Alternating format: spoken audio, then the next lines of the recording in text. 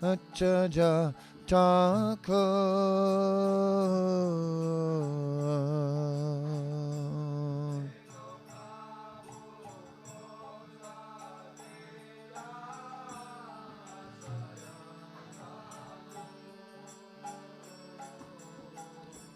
Kahamura Swarup Rupa Kahasanata.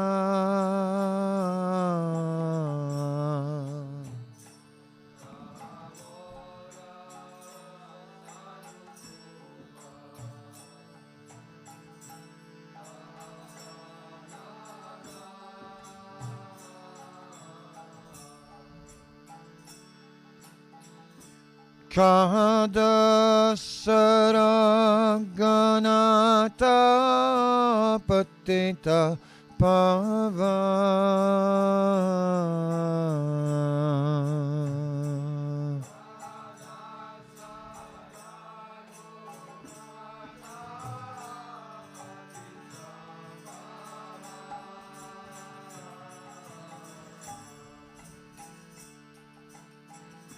Kahamura Bhatta Juga Kaha Kavira.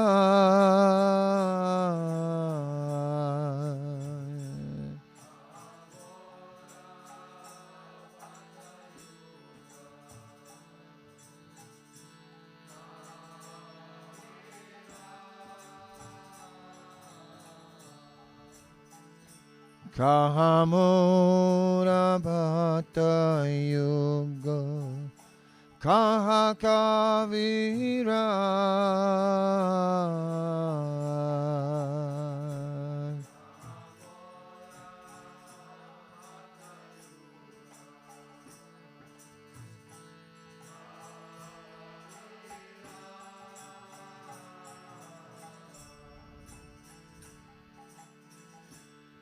Hikakala kata gela gorana tara.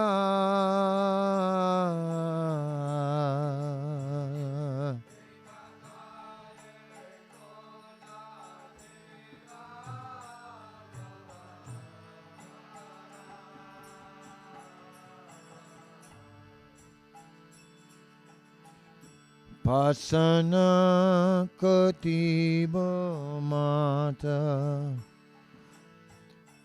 Hanale pasiba.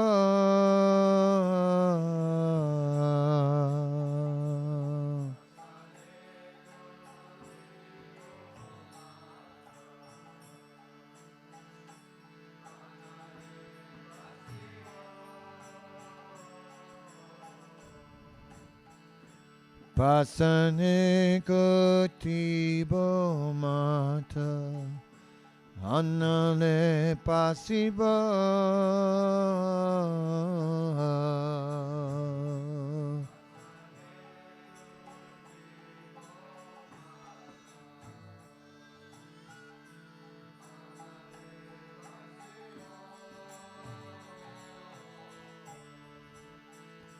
Gauranga Gaunera Nidhi Kata Gera Paba.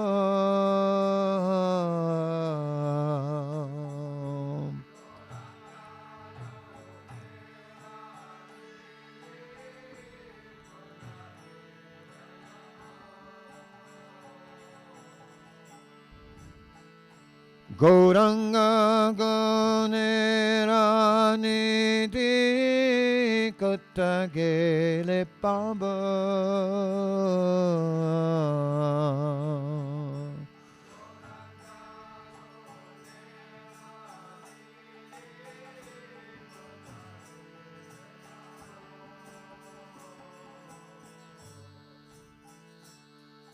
Sisaba Sangira Sanga Jaikala Vila.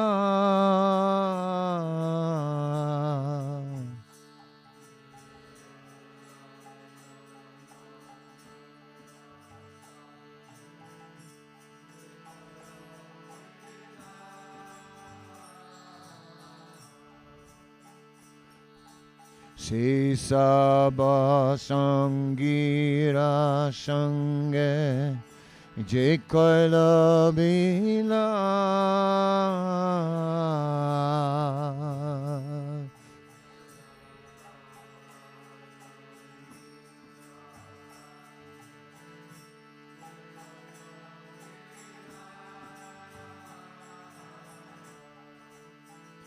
Shri Sangana Paya Kande Narata Mada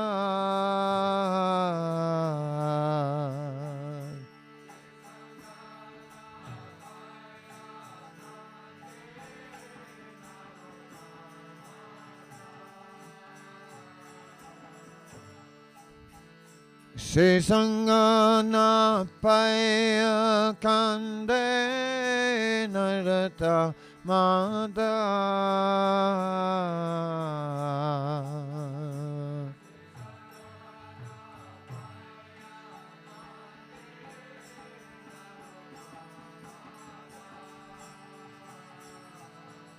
Ye Anila Prima Dana Karuna Pracha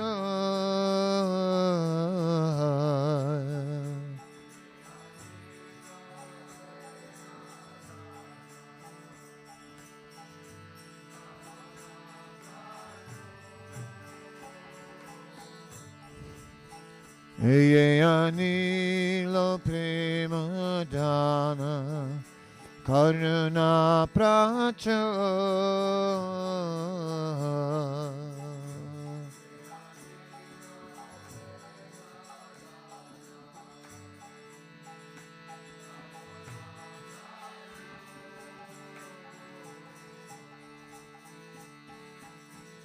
Hena Prabhu Kata Gela Jaya Thakur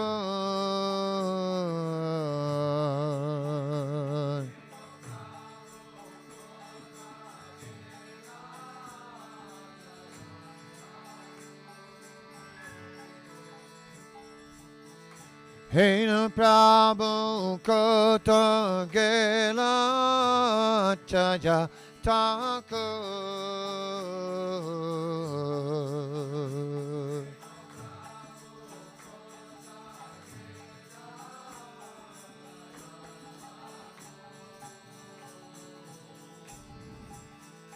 Jaya Chaja Thakur Achana Thakur Achajatu Daya Chaja Thakur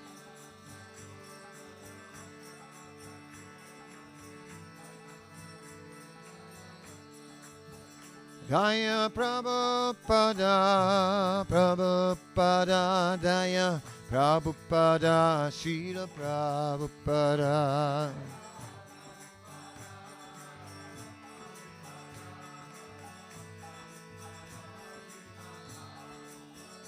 Jaya Prabhupada, Prabhupada, Prabhupada, Srila Prabhupada.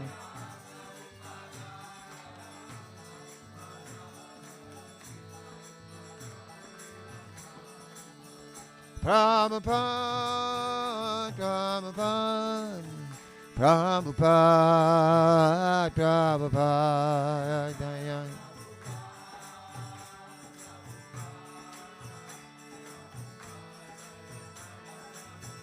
Jaya Jaya Prabhupada, Prabhupada, Prabhupada, Prabhupada.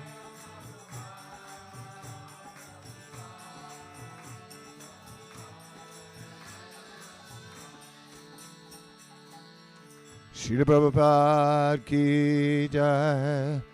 Jayam Vishnupad Paramahamsa Parivrajikachaya Stotra Satashishimat Abhaya Charanaravinda Bhakti Vedanta Swami Prabhupada ki jai.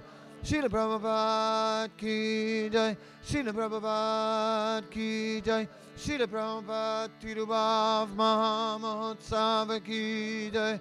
Ananta Koti Vaishnava Vrinda ki jai. Nityananda Nitai Gaur Premanande.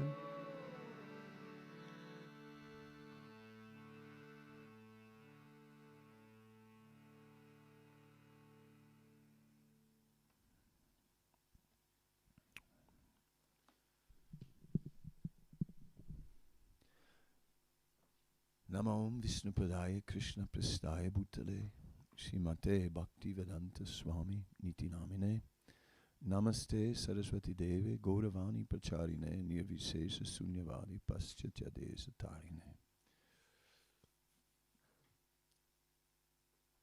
If Srila Prabhupada would have still been physically present with us, then it would be now his 125th birthday today. And it's been 44 years since Srila Prabhupada left our physical presence.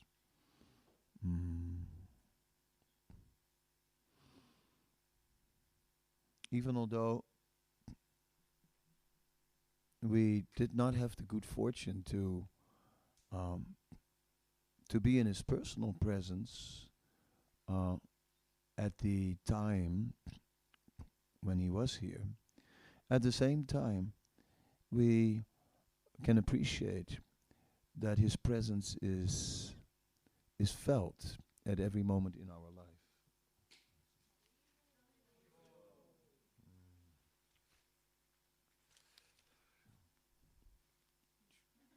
Serious thing. 1 sec.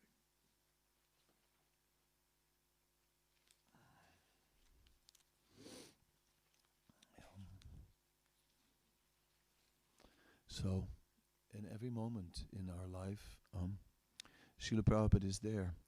Srila Rupa Goswami begins to explain his 64 limbs of bhakti, or basically how to practice devotional service.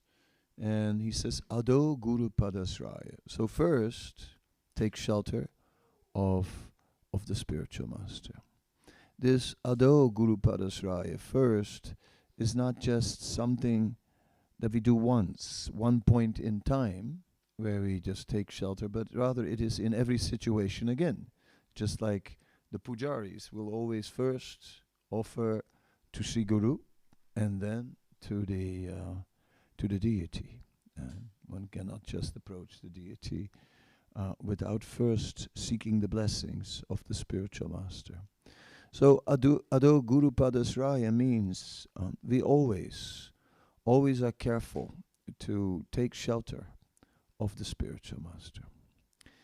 Srila Prabhupada is the spiritual master of this entire movement. He himself referred to it as the founder Acharya. He established that term.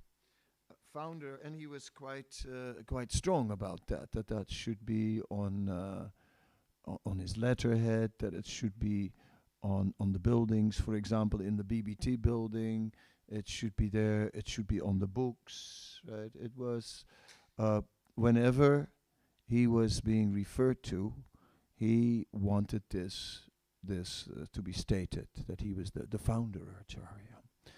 As the founder Acharya, we can appreciate that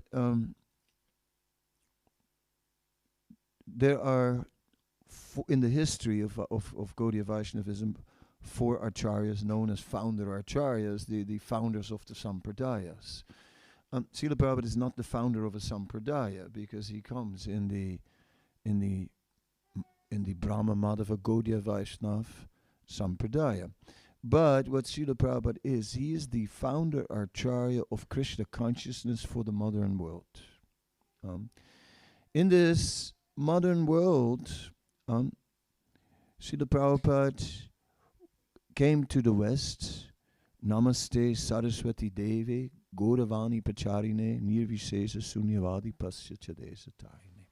He came there as the servant of Srila Bhaktisiddhanta Saraswati Thakur.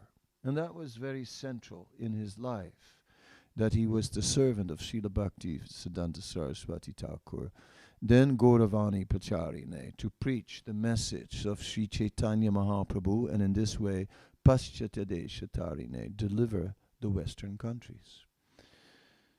So, as the servant of Srila Saraswati Thakur, he very much took the standards that Srila Bhaktisiddhanta established. It was Srila Bhaktisiddhanta who was the most erudite, extraordinary scholar who was able to stand up in the midst of India, steeped and stifled in a Brahminical culture which was lacking true depth and understanding of the real Vedic conclusions. But the culture was very strong and would not allow anyone to go different. Varna ashram had become something where the Brahminical culture had India in a very tight grip, and but yet the pure devotional service to Krishna was missing. And Srila Bhaktisiddhanta established this pure devotional service to Krishna as the ultimate goal in life. And Srila Bhaktisiddhanta established many principles. He established the teachings of Sri Chaitanya Mahaprabhu, and that anyone could be guru. Ye Krishna Tattva Vetasei Guru Hai. Whoever knew Krishna Tattva. So, in this way, he started this movement, and Srila Prabhupada carefully followed the systems established by his spiritual master and came to the Western world in this way. Srila Bhaktisiddhanta was the revolutionary who went from the traditional way of life of the Goswamis, which was very simple, very renounced, in that spirit of Sankhya Purva Gagana Natibi, always chanting the holy name, giving up all material comforts, living very, very basic, very simple. The six Goswamis had shown an example of great renunciation. And that became a standard. So after that, all Vaishnavas were dressing like the six Goswamis and trying to live like the six Goswamis. And Srila Bhaktisiddhanta made the first bridge to modernity by using a car, by dressing up in overcoat and this and that, and being more like a modern person. Of course, Srila Bhaktivinoda Thakur had been, as a householder, also more integrated in society. And Srila Prabhupada took this modern approach of Yukta Vairagya into the modern world, where he was revolutionary, engaging anything and everything in the service of the Lord. Even now in India, sometimes we hear criticism because Srila Prabhupada gave the second initiation. He gave it oftentimes by a mantra spoken on a tape. So some voices from India said, "Sir, you are not initiated. You are not initiated because how can a recording? It must be spoken. It must be spoken in the ear. When it is not spoken in the ear, it's not bona fide." So this criticism came. But they did not understand. Just like in the Bhagavatam, Sukadev Goswami walked away after his birth, after 16 years in the womb, without dress, walked through the forest, and his father was running after him, and his father was calling out the name of his son. It said, and the echo of the trees, right, counted as the chanting of the trees.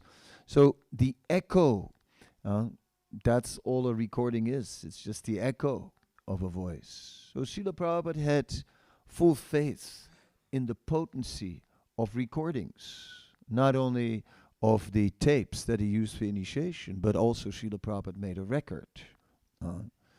Our Brahmananda was telling how somehow or other this Mr. Kalman came to the kirtan. And Mr. Kalman, he happened to have he was producing records, but not just ordinary records. He was doing something special. He wanted the spoken word on records. So he done something with Timothy Leary like that, and now he wanted to do something with Prabhupada. So they agreed.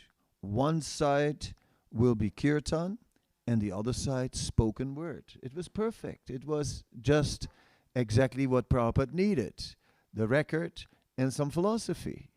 So we can understand that Krishna just arranged it, that there was a record producer who just had this illustrious idea. Let's have some spoken word on a recording. Where did you have? I never bought a record with spoken word on it, only music. I had a whole stack in those days, but no, only music. But this one had the spoken word, the philosophical explanation of the mantra. Everything seemed to go on by transcendental arrangement, because the kirtan was going on daily in the storefront, and the day before, one boy walked in with a two-headed drum. It was a wooden mridanga from South India, but a mridanga, right? And Prabhupada saw the drum, and Prabhupada said, "Oh, bring that drum." So they asked the boy to give the drum. He didn't want to give. So Brahmananda said, "I had to talk to him." So Brahmananda spoke to him, then he gave the drum. And Prabhupada played the drum. And the next day they used that drum for the recording. I mean, the drum was sent for the recording. Everything seemed to be arranged. Bhavananda Prabhu used to tell us the following. He said that one day he was in Prabhupada's room, and Prabhupada said to him, he said, "I was in the spiritual world, and Krishna came to me. And Krishna said, I want you to go to the material world to preach Krishna consciousness." And I said, oh no, I don't want to go. I don't like austerity. Then Krishna said, don't worry. All you have to do is write books. I will do everything else. So apparently that is how Prabhupada came to the material world. And that's apparently how it all took place, although it didn't look like that Prabhupada didn't work for it. Rather, he worked very, very hard. He just never stopped. He worked when others did not work. He cut on his sleep in the night. He worked all day. He worked tirelessly. He pushed himself even in an old age, even when it was time for the governor of UP was coming to the temple in Vrindavan, and Prabhupada had a tremendous fever, tremendous. He was really ill, but somehow or other he came down, met the governor, and he was fine. He was completely okay and entertaining this governor and making him very comfortable, and told him, "You must come for the opening of our temple," which the governor later did and later came. After the governor left, Prabhupada was immediately sick like anything, but he didn't care. In other words, he just transcended it. Just in a desire to serve, he just pushed his physical difficulties aside. How many times did he transcend old age? How many times did he transcend disease? How not so easy to start at 70. Yeah, it's like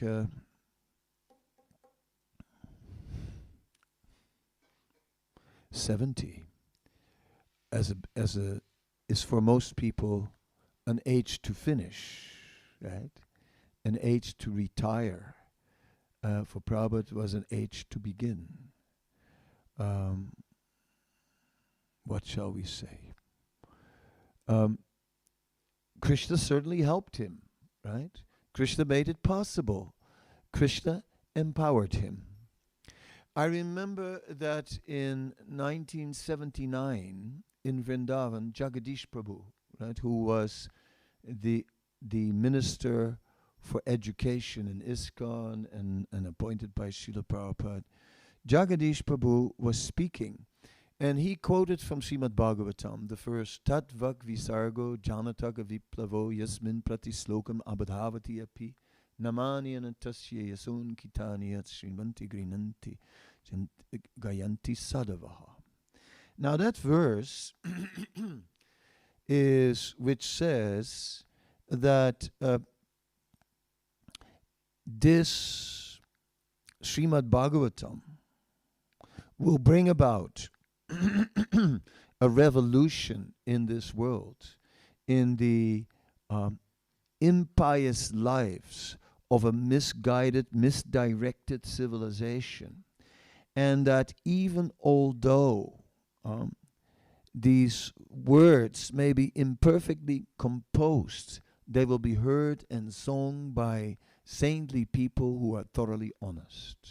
Right?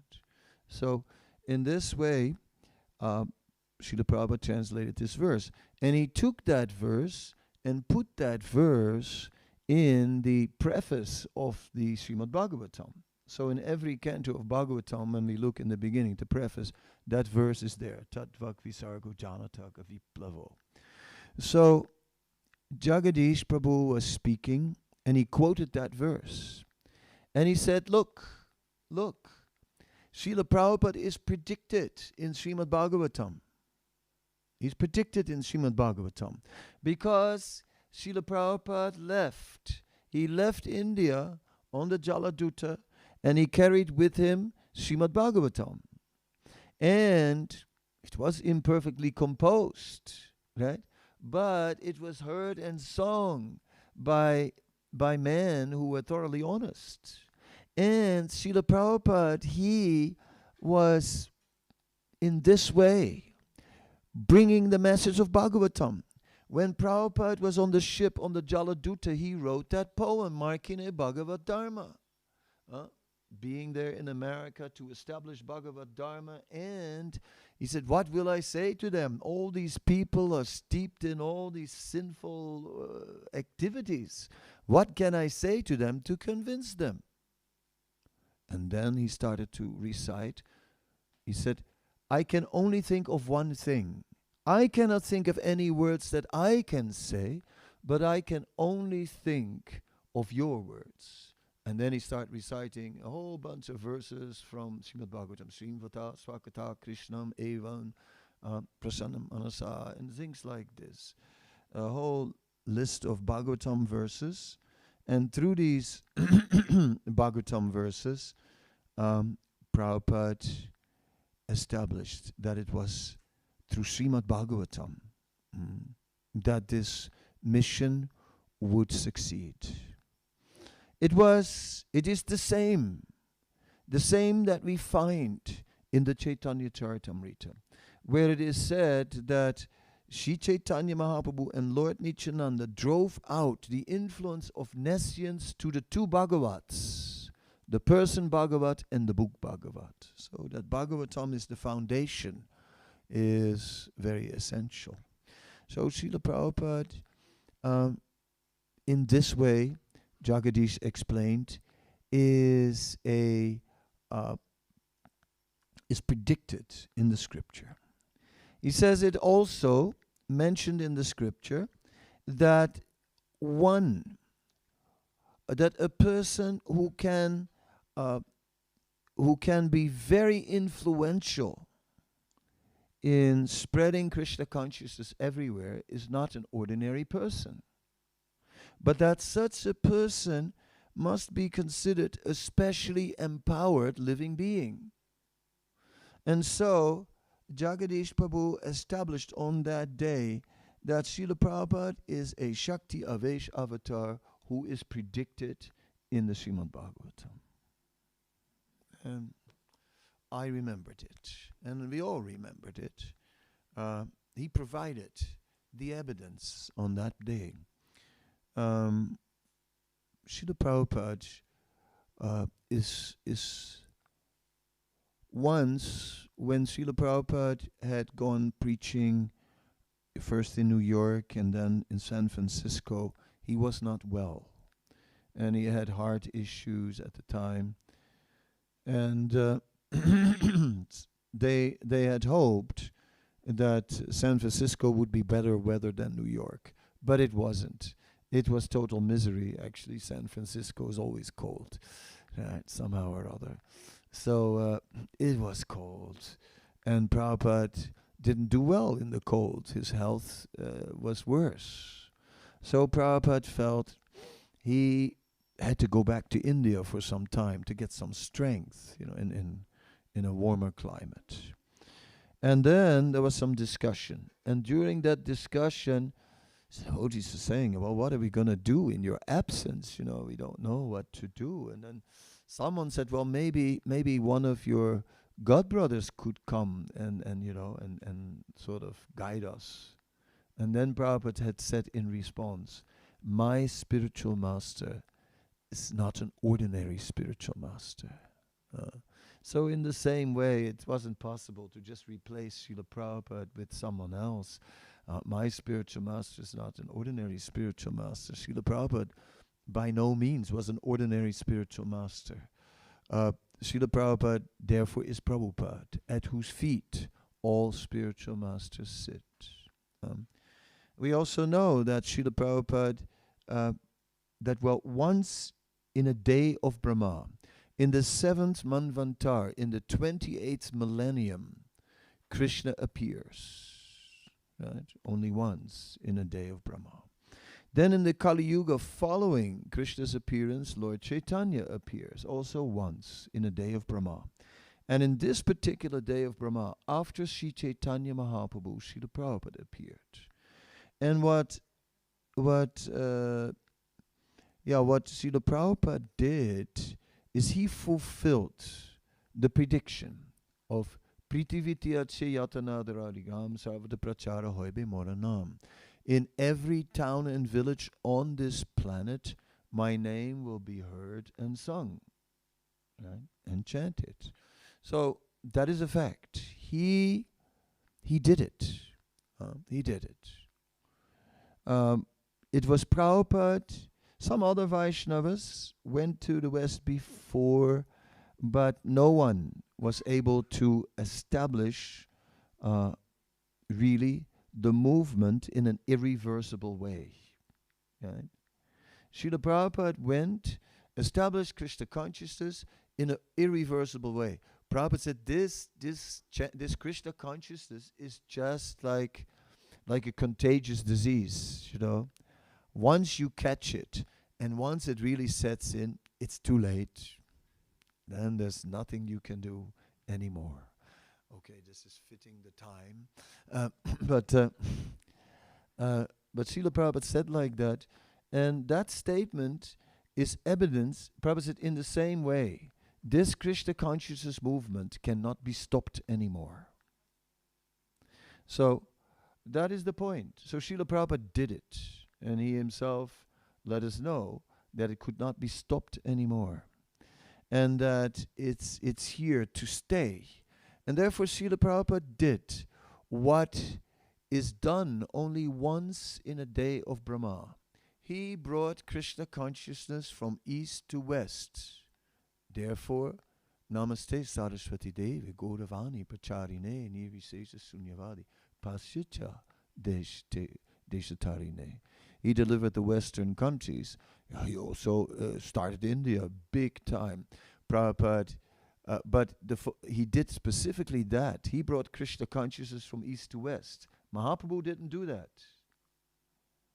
Yeah, of course, he was there, in in uh, in uh, in the Chaitanya Charitamrita in chapter 17, verse 50, there's an interesting purport which describes the Sunday love feast. And it describes a guest of honor who is present on the Sunday love feast. Whenever there is kirtan, prasadam, and discussion from the books, he says, then certainly Sri Chaitanya Mahaprabhu will be personally present. So, Sri Chaitanya Mahaprabhu was there, but, you know, this is but Srila Prabhupada is the one who brought Krishna consciousness from east to west, and it's done only once in a day of Brahma. Just that we kind of understand the magnitude of the personality that he was not an ordinary guru, that he was so much more than just another acharya in the line. That we actually understand that as the founder acharya, yes, he established Krishna consciousness in the world. Then he went back to India. And of course, then he took his world traveling Sankirtan party. And with that world traveling Sankirtan party, they went back to India. All the devotees dressed in dhotis and saris, and many of the men in saffron, the grihastas in yellow, and the ladies also in yellow saris, and they were just there and the Surat in Gujarat is the place of the Vaishnavas, the place of the Krishna Bhaktas. So the people in Surat, they were just like, they were amazed. The mayor declared a public holiday.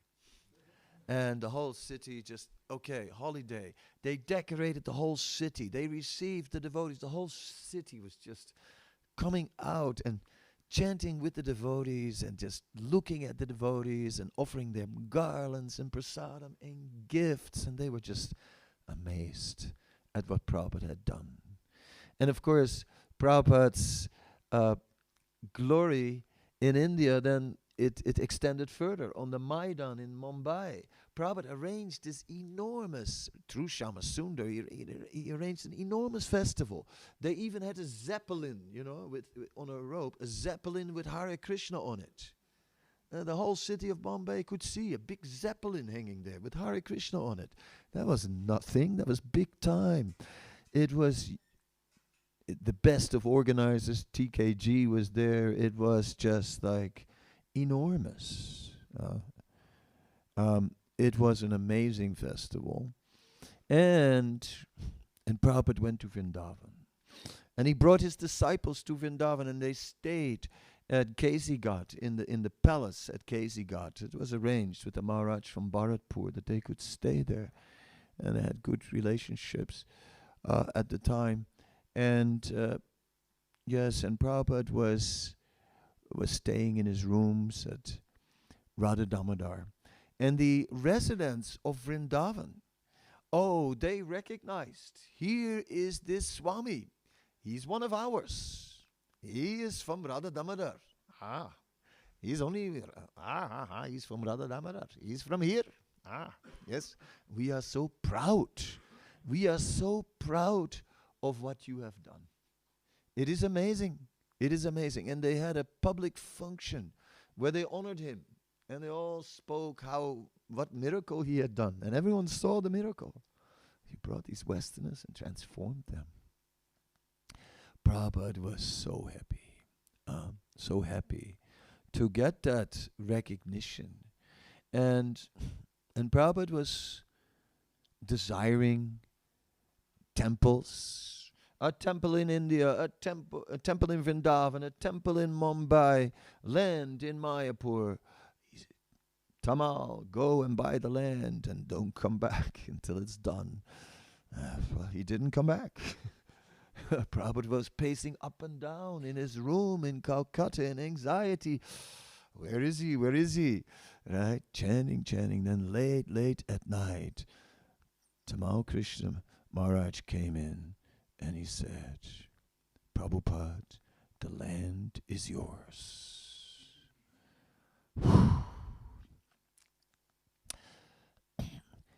Vrindavan, Mumbai, Mayapur, those three places were developing. Prabhupada's office, Prabhupada's home, Prabhupada's place of worship. And so these projects were being developed by Srila Prabhupada. He's establishing himself. So Srila Prabhupada explained at one point, he said, yes, from India to the West, from the West back to India, and then again from India back to the West, and from the West back to India. And like this, waves are going up and down. So we see that also in our movement. We see that Prabhupada brought the movement back to India, and then we see that out of India so much tradition is coming back into the West, which the West needs, because the tradition is not there. It's a little difficult to remain steady, because it's such a big change. It's such a change. Yesterday, whatever we were, today, I mean, how long can we stay like this? In this dress? A whole life with tilak on? Are you ready for that? People looking at you your whole life? Always traditional. It's so much easier if we could just be a little more normal. Mm-hmm. Yeah. Dr. Jekyll, Mr. Hyde. Yes. Then what will happen? More Mr. Hyde than Dr. Jekyll. But India carries that tradition. India carries a wealth of millennia, right? So that culture is very important. Srila Prabhupada said that this movement is successful by a cultural conquest. It's a cultural conquest. It's not just a philosophical conquest. See, philosophy alone, I mean, you can't eat philosophy, right? You have philosophy and then bread and butter. Or is it chapati and sabji, right? Or is it bread, butter and cheese? Or, So culture. Prabhupada brought a culture, not just a philosophy, but he brought a culture. People came. They came to the temple. And some said that, I had read some of the books and I liked the philosophy. But when I came to the temple, I got a huge shock. Because it was a totally different culture. And of course, in the early days, that culture was more traditional, more strict. It is described that the devotees, of course, in New York. Recently we were in New York and we went on a little pilgrimage in New York. There's our Ram Roy who's leading the Kirtan party there, and he's a local, born and bred New Yorker. So, and he's interested in all the pilgrimage places. So he took us to Dr. Mishra's apartment. We stood outside, but up there, then about 1.5 kilometer, maybe 2 kilometers from there, was Dr. Mishra's yoga studio. So Prabhupada was first staying with Dr. Mishra in the flat, but then after some time, especially when Prabhupada started preaching, then he put him in the yoga studio, kept him a little bit away from the students that would come to Dr. Mishra's place. But Prabhupada would still cook for Dr. Mishra every day. He had his cooker, his multi-tier cooker, like a tiffin, which you can, and he was cooking with that. In 45 minutes, He cooked everything: rice, dal, sabji, chapatis, and full meal. Um, and and Dr. Mishra said, he saved my life. He saved my life. Just around the corner, not far from there, we walked past a building. And that was the building that Prabhupada wanted. It was a white building, maybe 3 stories high, I guess. And it wasn't like huge, but that was the building Prabhupada wanted for the first temple. And he wrote to Singhania, a wealthy family in India, and asked for money. Right? But no, Swamiji, we cannot spend our money on such a building.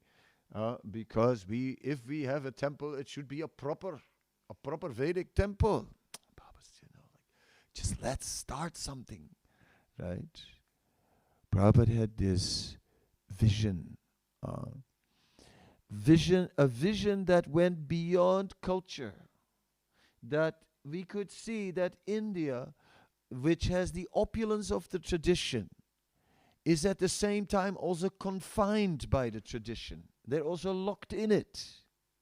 And as a result, they were not able to understand the essence of Yukta Vairagya, and how Prabhupada was able to see everything as Krishna's energy.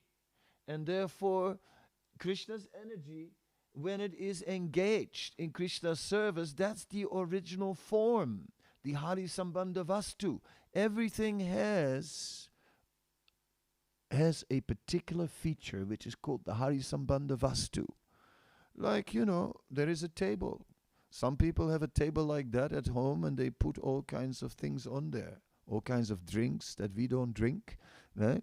Or they put a television or whatever. It's like a table. But we use the table for worship. That's the Hari Sambandha Vastu of the table. That is the form of the table which is connected to Hari. That is the form of the table where it becomes transcendental, where its purpose is transcendental. Prabhupada understood Nirbandha Krishna Sambandha Yukta Vairagya Uchate, and engaged everything in the service of Krishna. A record. That record went a long way. Brahmananda explains. Brahmananda said that record actually that was made, that was distributed, and one day they got a letter from the Macmillan printing company asking for a record. And it was on the letterhead. And Brahmananda had been looking everywhere for someone to print Prabhupada's Gita. Because they had discovered that Swamiji had all these papers in his in a cupboard, and it's like a huge stack, and it was a translation of the Gita, and Hayagriva had been working on editing and typing, and so they wanted to print it. But everyone had tried. Allen Ginsberg had tried with his printer. They wouldn't take it. No printer wanted to take it. But then there was someone wanted a record from Macmillan. So Prabhupada said, "Oh, you must go there and take the manuscript and convince them to print it." So Brahmananda went there, and when he came, the man was a bookkeeper in the company. It had nothing to do with the printing, just a bookkeeper. Anyway, he took the record, and they're talking, and just then, the senior editor walks into the office of the accountant, and he meets Brahmananda there in full attire, everything, because that's how it was. So, and they speak, and what's all of this? And he explains, like it's a Swami, and I have a manuscript of the Gita, Brahmananda says. He says, "Oh, the Gita, I just am looking for a Gita. I need one for the religion series." Right? He'd done the whole thing on various scriptures and, Islam and Christianity, etc. So he needed a Gita in this way. Krishna had said, "I will arrange everything." And so One thing was leading to another. We in this world can never see how one thing leads to another. And so we think, oh, it's going bad. Oh, it's this, it's that. But there are, yeah, one thing, one person leads to another person. The record led to the printing of the Bhagavad Gita.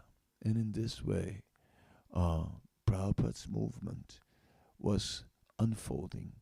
So after the Matchless Gift storefront, the devotees, that was 26 Second Avenue, the devotees moved up to 61 Second Avenue.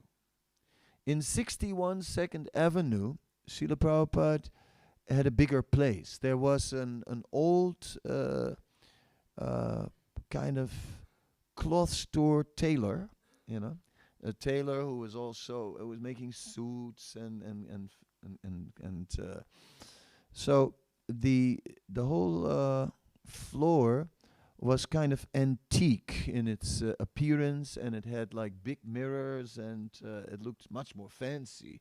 So okay, they made a partition, this, that, and it looked like really Matchless Gifts is kind of basic, but then 61 Second Avenue was kind of more fancy.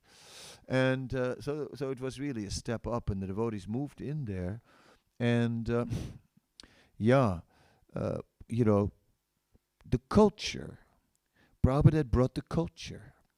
And the culture was not just the culture of India, but was the spiritual culture of Sri Chaitanya Mahaprabhu.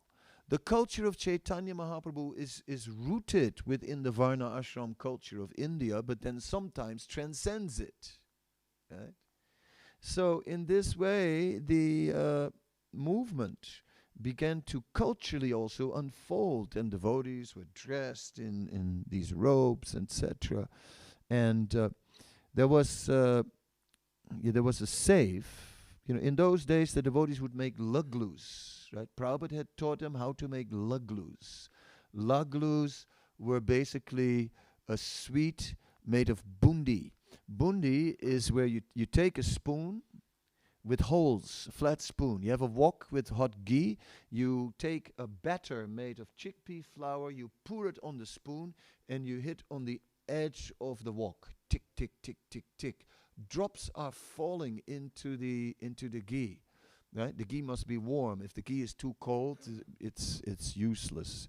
They become horrible, right? So, but not too hot, then they burn. So the ghee must be warm, but not too hot. Then it's in, and you fry them golden brown, not black or dark brown, golden brown, right? Okay. So, but they must be cooked. So, okay. So if the ghee is too hot, they'll cook too quick. Anyway, so you cook this, scoop them out, and you get these little golden balls. These golden balls then would go in a 1-on-1 sugar syrup, and you stir it all together with some dried fruit, pieces of nuts and of like figs and some dates, and then the thick sugar syrup, like super sticky. Stick it all together. Balls, laglus. They distributed these laglus all over, everywhere. The laglus were getting very famous.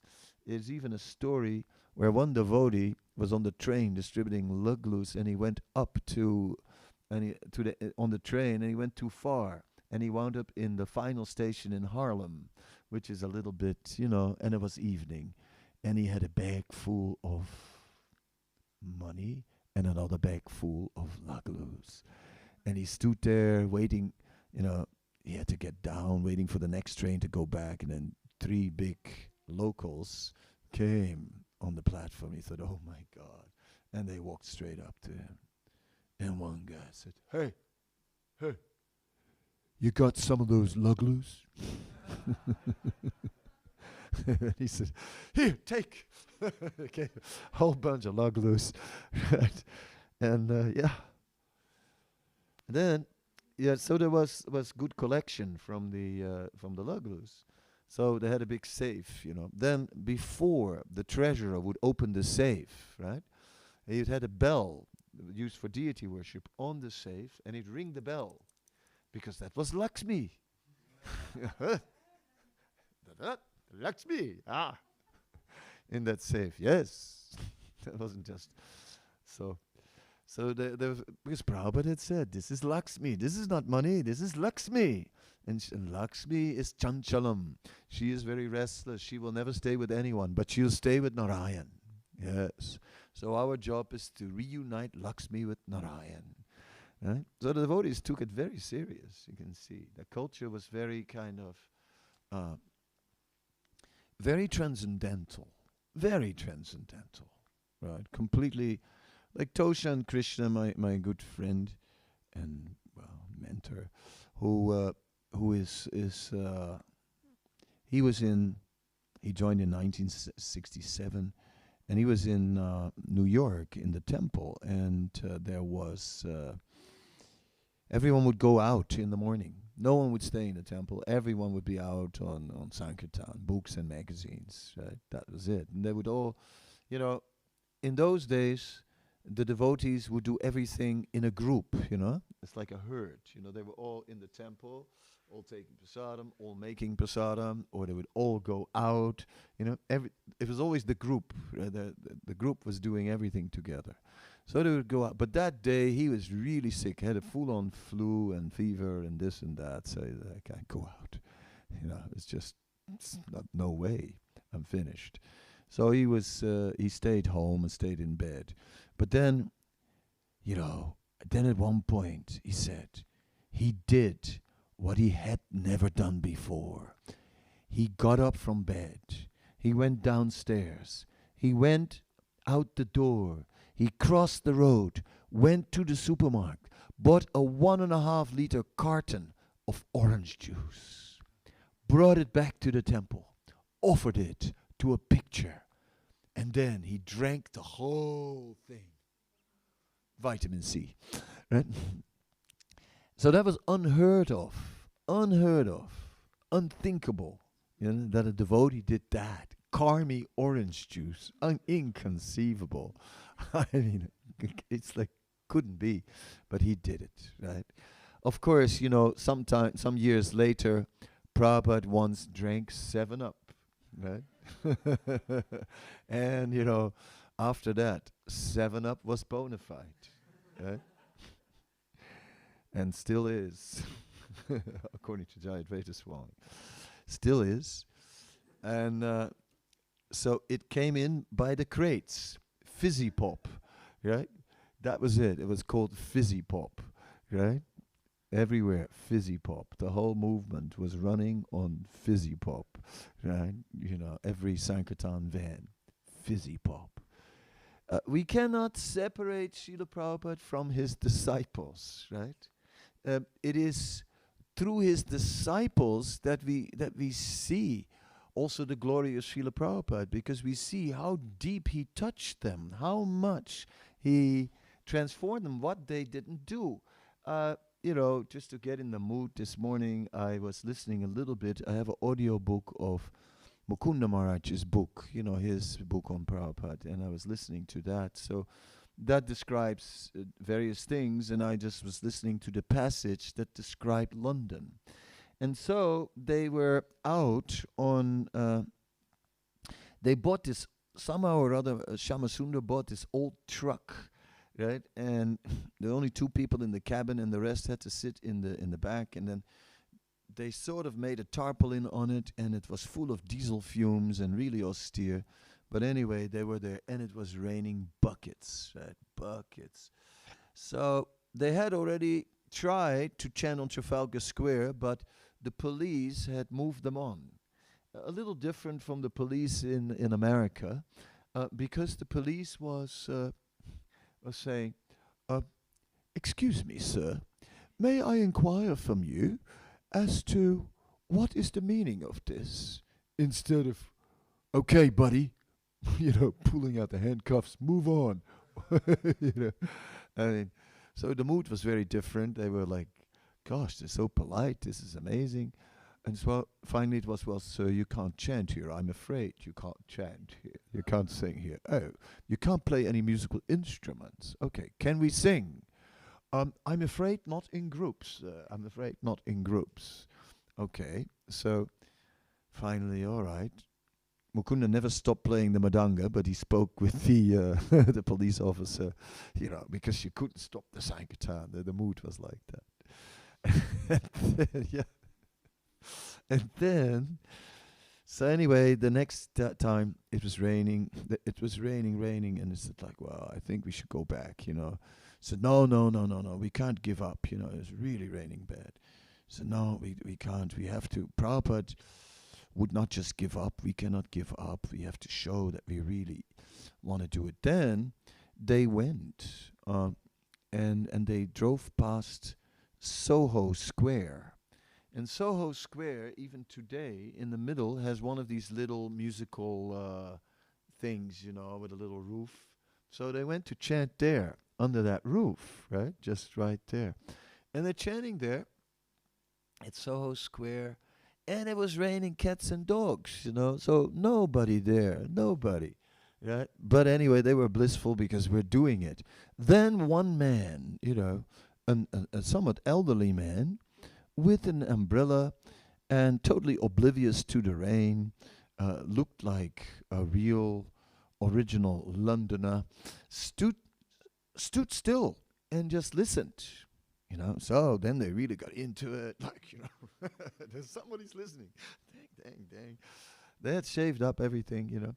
So it was like big time.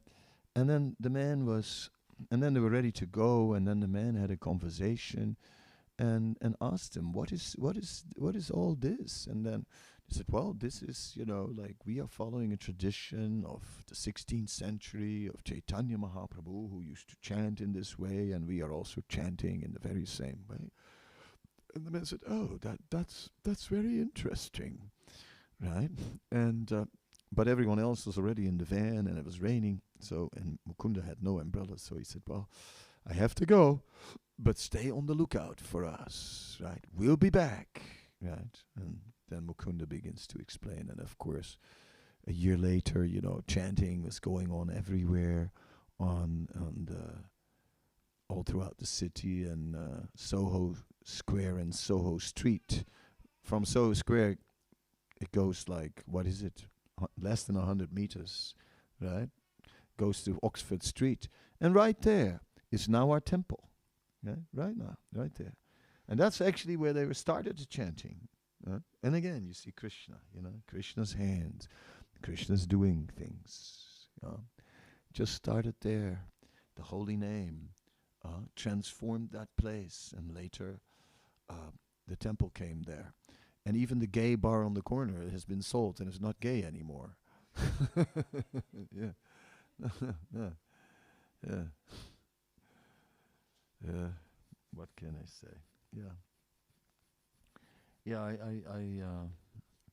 I went there in 1978 to London in Bury Place, and I didn't have a dhoti, but I took the curtain off the it was the right color. I took the curtain and turned it into a dhoti. I mean, the hooks were on the inside. You didn't see it. And we just purchased Soho Street, and we were just going to Soho Street, and the deities were moving to Soho Street, and then we started having the morning program in Soho Street. It's my little stop in London for a little while. Then I went to Africa. So Prabhupada was traveling everywhere.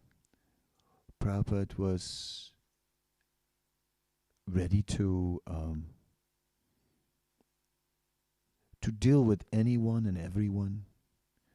He was like he was ready to deal with the hippies in San Francisco. Uh, he was ready to go in a rock concert with the Grateful Dead. He was ready. He was ready to go uh,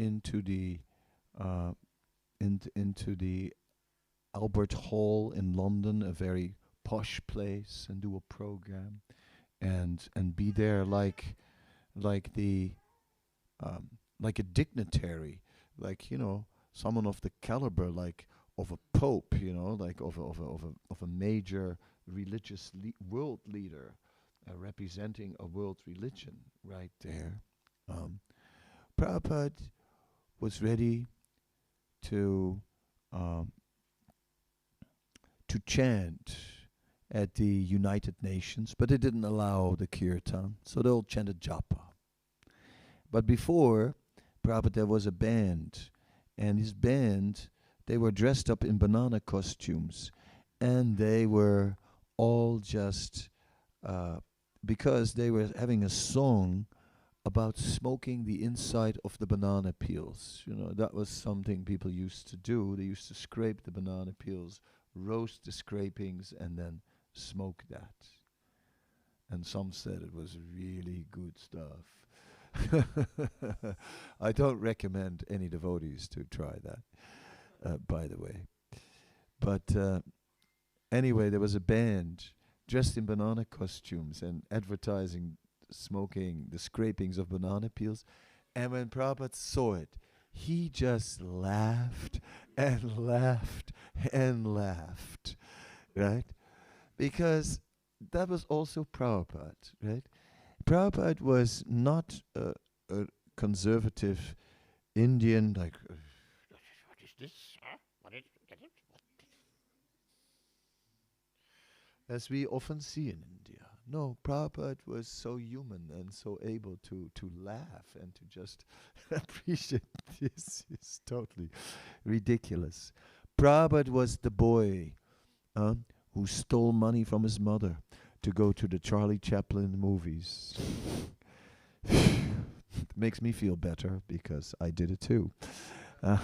Makes it feel like it's possible, It's possible even for us, right? It makes it feel like he's human, He was human.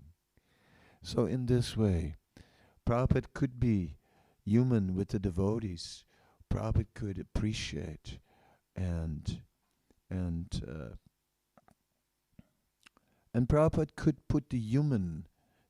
Sometimes he taught principles, but he could put feelings before also. He could sometimes bend the rules quite a bit, just to accommodate an individual. Right? Ultimately, and Prabhupada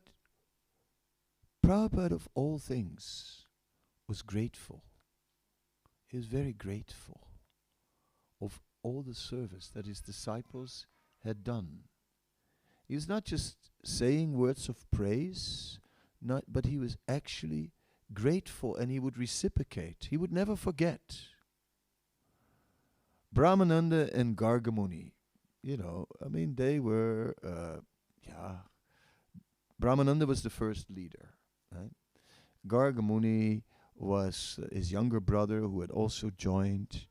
And then later in Bombay, as it was called at the time, in one time they needed books, Brahmananda and Gargamuni. And the key wasn't there, and they just broke open the door. Right? They just broke open the door and took the books. So, like the managers, it's okay. The managers went to complain to Prabhupada. Said this is outrageous. This is too much. How can they do this? Prabhupada, they just broke open the door. And they just took books like that. It's intolerable. Prabhupada said, what can I do? What can I do? They did so much for me. It's like there's nothing I can do. Nothing I can do. Oh. Of course, Srila Prabhupada could also chastise. And when he was very angry, his upper lip would quiver. And when the upper lip would quiver, then you would know, watch out. It's like Navayogendra Maharaj, he put his chadar on the ground and put his beads on the chadar. And Prabhupada said, don't put your beads on the ground. And he said, Prabhupada, Srila Prabhupada, they're not on the ground, they're on my chadar. And Prabhupada became angry and his lips started quivering. Then, now we good.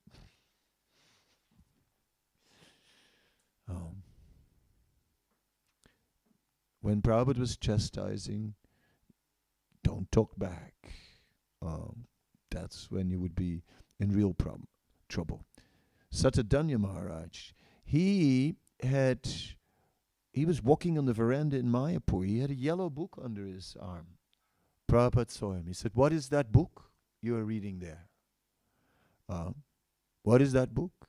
And Satadanya said, oh, Srila Prabhupada, that is a book of your spiritual master. Thinking, what is he going to say now? He can't say anything against that. And then Prabhupada said, oh, nobody can understand the books of my spiritual master except me. That was it, because there was no question of reading anything else but Prabhupada's books, right? That was it. If you want to read, Prabhupada's books. Now, of course, everyone's got a library and got a million books in there, all kinds of stuff. And so many books have been written. But in those days, so many devotees wrote books also. And then we have books of people who studied our movement. We have encyclopedias. We have all kinds of books, right? But in those days, no. Only Prabhupada's books. And this goes back as late as 1976, where Prabhupada was maintaining this standard, right? So in 1976, Prabhupada chastised Satadanya for reading that book, which was the book of his spiritual master. Right? Nobody can understand this. In Vrindavan, no one could go to Ras Leela performances. That's all going on. Vrij dress up someone like Krishna and then sit around, and then they treat that person really like Krishna. He sits on a throne and he's Krishna, and everyone, Radha and Krishna on the throne, dressed up, and everyone offers arati and this, that, and then then you see also some Ras Leela performance, and everyone, everyone is in ecstasy. No, Prabhupada said, yes, and then they smoke bidis. Not allowed to go, because it was not pure devotional service. When anyone went to Radha Kund, he was so strict about that. Right? So it's like, because I came to Vrindavan shortly after, it was so alive. There was no question of still I can't stay too long at Radha Kund because I came from Vrindavan, and Prabhupada didn't want us to associate with the Babajis at Radha Kund. At the same time, though, Radha Kund is the most sacred place in the entire universe. So, the movement has changed. How it happened is a history in itself, right?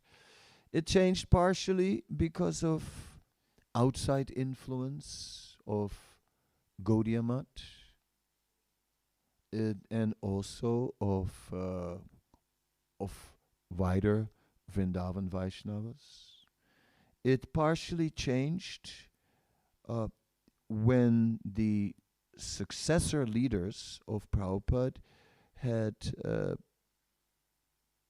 difficulty.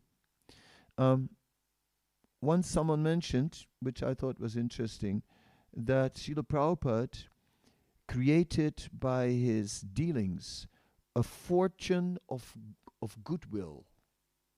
And on the strength of that fortune of goodwill that Prabhupada had created, for a long time the devotees were still surrendering and doing anything. I mean, in my days, you could just be swapped. You could be exchanged. Swapped is a word for exchange. You could be exchanged. They'd call you in the office and said, you got swapped. And you got swapped for some devotee in, I don't know where, anywhere in the world, really. And you would have to go. You just got swapped to someone in Japan. And if you were a Sankirtan devotee, you could be swapped for two. Yeah. Big book distributor, two devotees for one. Yeah. And so management would just swap devotees as if they were slaves. It's really. And devotees would do. This was going on. This was totally common practices. Everyone got swapped. Many devotees got swapped. Yes. So why did people accept that? Because of the goodwill that Prabhupada had created. Prabhupada had given such an example of pure devotional service and of loving dealings that everyone just, said, okay, whatever, yes. And Prabhupada has appointed now these leaders. Okay, we will follow them. But the leaders, they did not take care so much to keep that capital of goodwill. So they gradually spent it. It became depleted. It went down over time. So it became more difficult. The love wasn't there, and the surrender was demanded, and there was a marathon, extended marathon, and then an extra marathon, and then an extra extended marathon, and and then there was one big marathon with sometimes a few days in between, and the Sankirtan devotees, they would always be out, and they would sometimes be allowed to come to the temple, right? But that was orchestrated and calculated. So the Sankirtan devotees will come back on early Saturday afternoon, and then they'll have to do the cut up for the Sunday feast and clean the whole temple. We make them work very hard so that they don't want to stay in the temple and that they want to go back out on Sankirtan on Sunday evening, right? That was it. Sunday evening you drive out so that you're already on the spot for Monday morning, so that you don't lose your Monday morning, right? Sankirtan. Yes. One lady can look after 20 babies and all the other mothers can go out and collect, right? Yeah, that's how it was.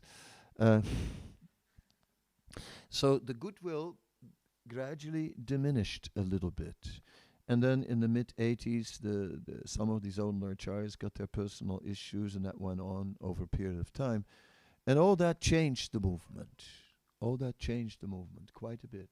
So the outside Vaishnavas from Vrindavan, and the Gaudiya Math and other Vaishnavas, and the problems that the successor leaders had, that changed the movement from that older culture. It changed the culture of the movement. So today we can now. I am not saying that you can freeze a culture in time. Yeah. You cannot say anything that came in after 77 should be stopped, should be thrown out of this movement, and we should just go back to pre-1977.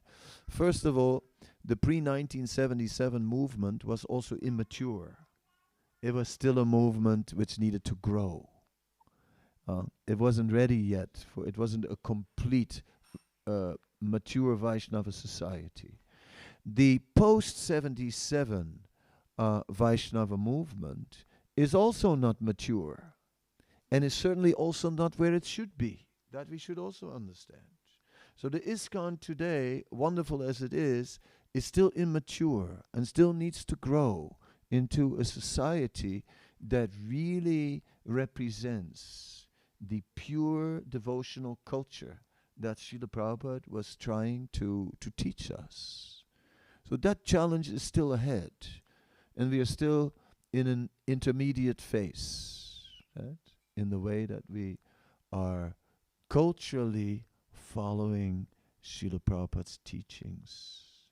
And so that instruction that Krishna consciousness is a cultural conquest still is very relevant today.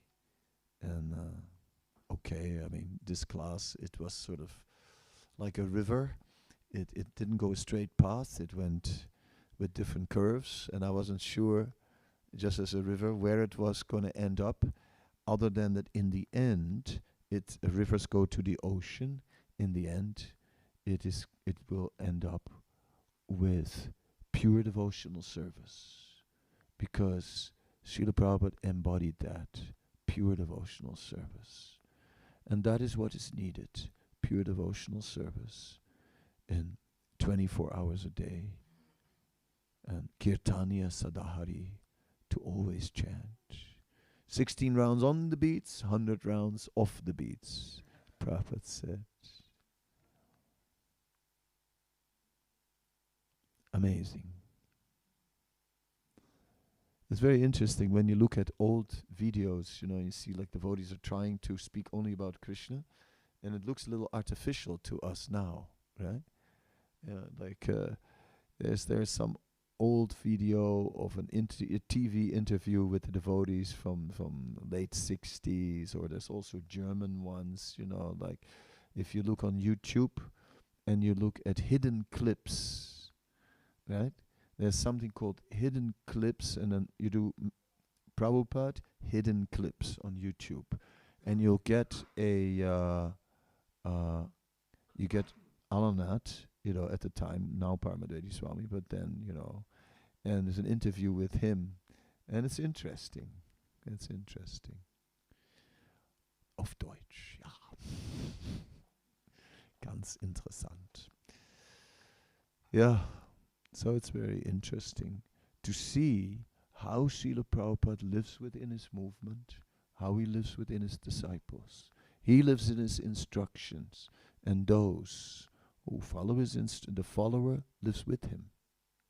So in this way, we can now live with Srila Prabhupada by trying to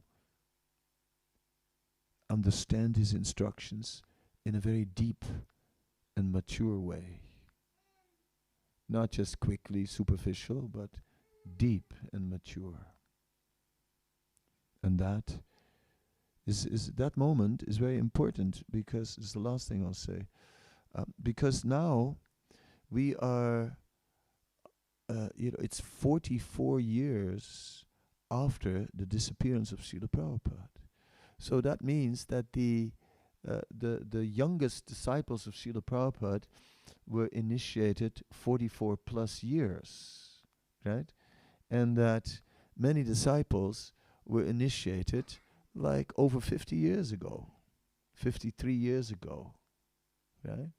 So that's a long, long time ago, right?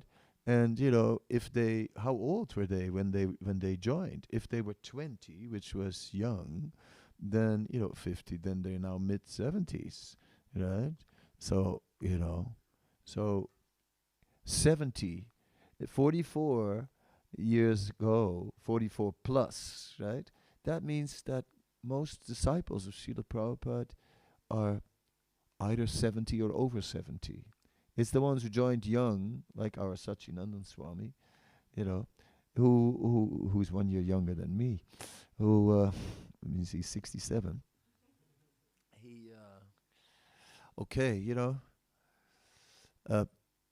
They're the younger ones, but mostly 70 plus. So considering all that, we can understand that that very soon the responsibility is going to be transferred on the next generation. And that's you. That's you. To really represent Srila Prabhupada, to thoroughly understand Srila Prabhupada, to carry on this movement, to look after his movement, to take something of it, right? Prabhupada established so much in his days, and who will look after? So these are, on this day, on his disappearance day, we should naturally think about Prabhupada's legacy, about what he left behind, and about, out of gratefulness, what we owe to him, and what we should do to contribute to that this movement will remain intact and that it will develop. Because we know, there was a father who left an inheritance and 3 sons. The first son, he got the money. Yay! I inherited money. Yoo-hoo! It was a party. The second son, he got the money. He carefully looked after it. And the third son, he got the money and he invested it and he just multiplied the money. Right? He multiplied the money. So that was the best son, the one that multiplied the inheritance. Prabhupada made that very clear. The one who multiplied the inheritance, he was the best son. So this is our business, to multiply the inheritance, to maintain and to multiply the inheritance. So I feel that that's appropriate to say on the Disappearance Day also, as a closing statement. I thank you very much. And if someone would like to add something, share something, that would be very nice.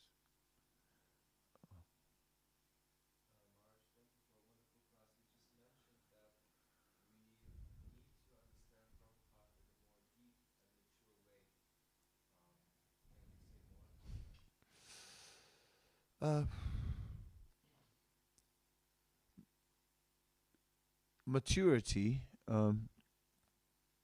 is sometimes taken as something that comes with the years when we have experience about life and about human nature and so on. When I speak about maturity, naturally those elements will come into play, that time and experience in practicing devotional service as human beings will certainly deepen our maturity. However, that maturity that I'm speaking about must be seen in connection with Krishna. In the Nectar of Devotion, Srila Prabhupada writes that just as we cannot see anything without the light of the sun, in the same way, we cannot even see ourselves without the light of the sun. In the same way, we cannot know ourselves outside of the relationship with Krishna. So we are always in relationship, but in many relationships, if Krishna is not part of it, then we are mad. Nunam pramate kurite yat indriya apniya apninoti. Pritya apninoti. Then we are mad. But we know our real self in the relationship with Krishna. So real maturity must be in relationship with Krishna. And then our human nature of time and experience in devotional service, that will help a lot. It's like over the years, we become more considerate. When you're young, you tend to live for an idea. This is right, we got to do it, right? When you're older, you go, yeah, this is right, but some people are falling by the wayside. So what are we going to do, right? We cannot just say this is right when we see that people are falling over. It may be right, but we should make sure that the people also, that there's at least a bridge for the people to connect to it, so that they can, that's more mature, right? When they're less mature, it's like less mature, we see only the idea, the standard, this, the goal. But when they're more mature, we see the complete picture. And we see, when we're more mature, we see the deep roots in the Shastra. We see the deep roots in the traditional Vaishnava culture of Chaitanya Mahaprabhu. That spiritual culture that Chaitanya Mahaprabhu displays with his associates, that culture is ultimately the model. And how we're going to do that in the Western world or in the modern Indian world, Ami Janina, as they say in Bengal, I don't know. This is something we have to find out. We have to learn to do this. So maturing means also that we have to learn how to make it work. And we're living in this crazy world, right? With our machines and so artificial, and so much stress and, the so-called rat race and whatnot. Uh, yeah. So, what are we going to do? But as we're becoming more mature, we need a lifestyle that comes closer and closer to the scripture and to the model that Chaitanya Mahaprabhu gave. Yeah. And without fanaticism. Something with love. We need to be the community of love. Right? That's what it means. Love for Krishna, and then we see the love that others have for Krishna, and then we love them too. And in this way, it should be a movement where everybody feels natural love for everybody else. So there's a lot to do still in maturing from where we are. Yes.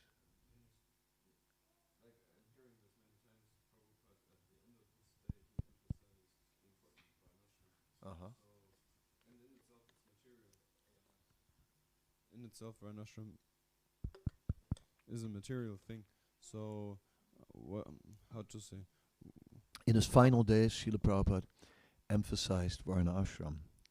Yes, and not only in his final days. I mean, in Vrindavan there was a whole period, also in the last year, where Srila Prabhupada had the Varna Ashram talks. The whole series of talks in Vrindavan on Varna Ashram, where he went into it in more depth, and then at the end he reiterated it. Bhakti Charumaraj told us that Prabhupada told him, Prabhupada told Abhiram, who also came in his final days. So Prabhupada spoke like this, and said 50% of my work is completed, Varnashram being the other 50 uncompleted part. How should we see that? Varna ashram is clearly a material support structure, which regulates society and leads society towards the mode of goodness, from where it's easier to create a durable connection in devotional service. So a Varnashram society, which is Sansiddhir Haritosanam, which is connected to pleasing Krishna, becomes a transcendental Varnashram society, which helps and provides for the conditioned souls. So it is a stage, it is the preliminary stage. We've seen it, of course, Sri Chaitanya Mahaprabhu also speaking about that really Varna ashram is not at all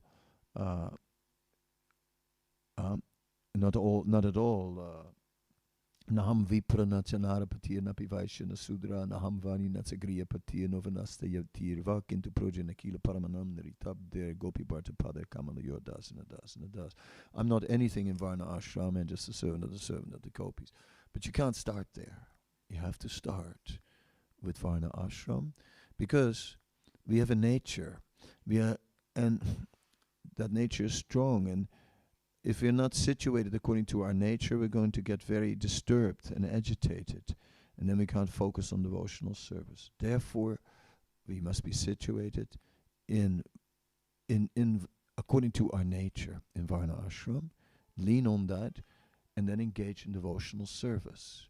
And stretch that ability also a bit, by going beyond our nature and do the needful for Krishna.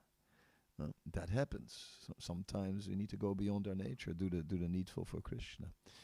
And then it said, in the beginning, we will be attached to the service, and later we will be attached to Krishna.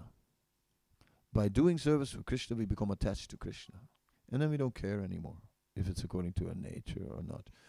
But of course, nature is nature, so still one will be inclined to do what one is good at, even in a liberated state. Although one might do something that is needed and not one's inclination, just as a sacrifice.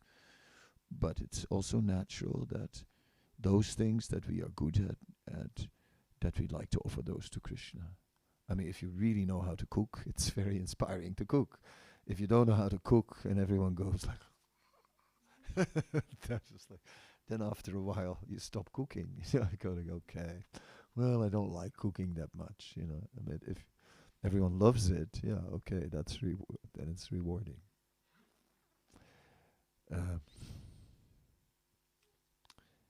So Varna Ashram allows us to engage our nature and to come gradually to the mode of goodness, from where we can focus more on transcendence, and then we go beyond it.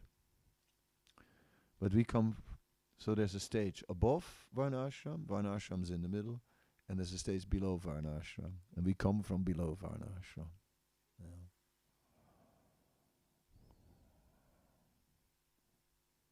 Finito. Looks like. No. Ram. Jai Sri Ram. Ram Ananda. Pujari Ji. Hare Krishna, Maharaj. Microphone never works with me, but anyway, try it. Thank you for the nice kata, and in the end you made a point what made me a little bit curious when you said that soon the movement will be in the hands of the next generation, and kind of you refer to us. Sometimes I think that the older generation, let's say the first generation, they had the whole life to grow into this. Of course, they made some mistakes here and there, and learned out of it. And but when we, it seems like, do you think there's a lack of trust to give over responsibility and to hold on till it's maybe too late for the next generation to really grow in and to learn, and then we again standing in the in the position that we have only very young who have then to take over responsibility, and then have to learn it all over again because there was a lack of training. Yeah, I think so. I think that without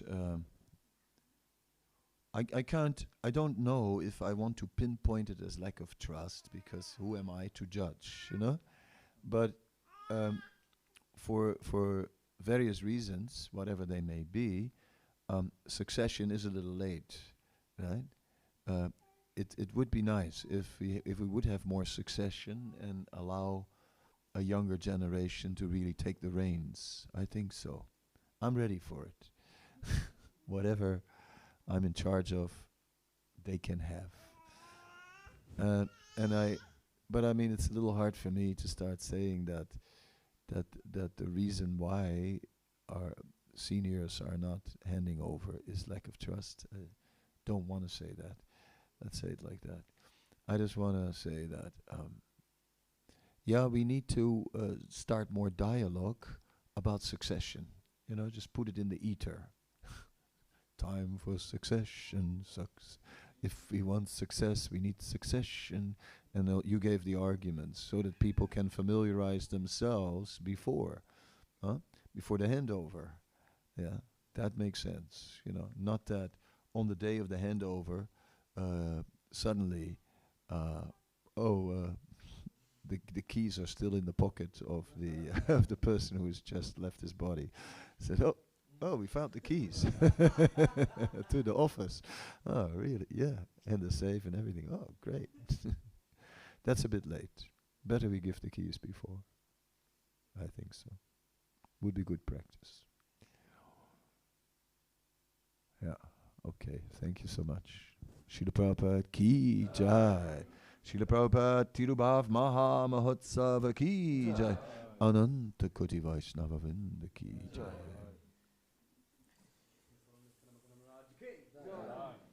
Srila Prabhupada ki jai.